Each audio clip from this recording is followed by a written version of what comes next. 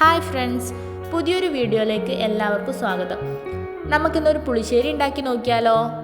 ഈ മഴക്കാലത്ത് നമ്മുടെ നാട്ടിൻപുറത്തൊക്കെ പറമ്പുകളിൽ കൂടുതലായും കണ്ടുവരുന്ന കാട്ടുചേനയുടെ തണ്ട് വെച്ചിട്ടാണ് ഞാനിന്ന് പുളിശ്ശേരി ഉണ്ടാക്കാൻ പോകുന്നത്. ഒരു 2 തണ്ട് ധാരാളമാണ് കേട്ടോ ഒരു കറി ഉണ്ടാക്കാൻ. ചെറു കഷ്ണങ്ങളാക്കി നമുക്കിനി അരിഞ്ഞെടുക്കാം.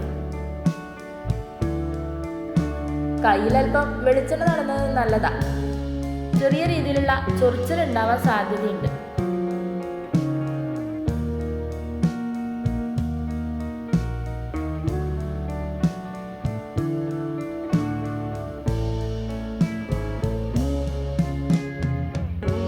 നമ്മുടെ പുളിശ്ശേരിക്ക് ആവശ്യമായ രീതിയിൽ ചെറു കഷ്ണങ്ങളാക്കി കട്ട് ചെയ്തെടുക്കാം കേട്ടോ.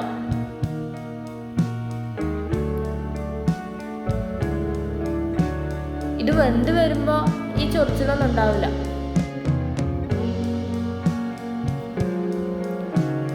കാട്ടുചേനയുടെ തണ്ട് വെച്ചിട്ട് സാമ്പാറും തോരനും ഒക്കെ ഉണ്ടാക്കാവുന്നതാണ് കേട്ടോ. അപ്പം നമ്മുടെ ചേനത്തണ്ടെല്ലാം മുറിച്ചെടുത്തിട്ടുണ്ട്. ഇനി ഇത് കഴുകിയെടുക്കാം. വെള്ളം ഒഴിച്ചിട്ട് കൈ കൊണ്ട് വാരിയെടുക്കണ്ട, ഒരു അരിപ്പ് വെച്ചിട്ട് കഴുകിയെടുക്കാവുന്നതാണ്. ചെറിയ രീതിയിലുള്ള ചൊറിച്ചിലുണ്ടാവാൻ സാധ്യതയുണ്ട്, അതുകൊണ്ടാണ് അരിപ്പ് വെച്ചെടുത്താൽ മതി എന്ന് പറയുന്നത്.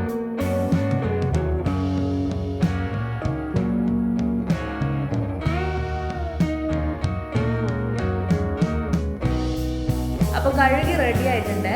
ഇനി അതിലേക്ക് ഒരു 2-3 പച്ചമുളക് നമുക്ക് അരിഞ്ഞെടുക്കാം.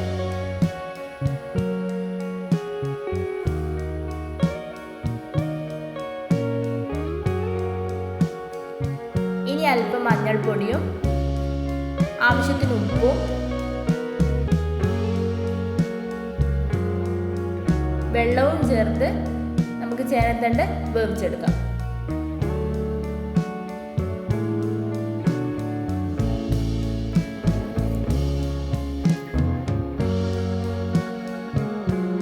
ചേനത്തണ്ട് പാകമായി വരുമ്പോഴത്തേക്ക് നമുക്ക് അരപ്പ് റെഡിയാക്കി എടുക്കാം.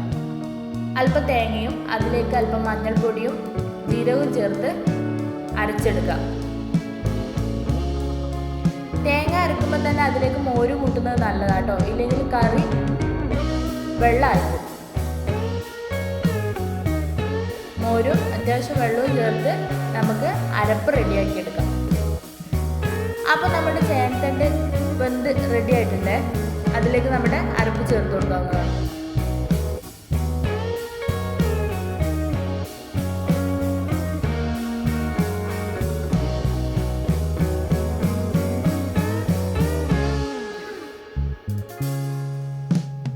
പുളി കുറവായതുകൊണ്ട് അല്പം കൂടി മോര് ചേർത്ത് കൊടുത്തിട്ടുണ്ട്. അപ്പം നമ്മുടെ പുളിശ്ശേരി റെഡി ആയിട്ടുണ്ട്. അതിലേക്ക് അല്പം കറിവേപ്പില ഇടാം. ഇനി അതിലേക്ക് വേണ്ട വറവ് നമുക്ക് റെഡിയാക്കി എടുക്കാം. അല്പം കടുവും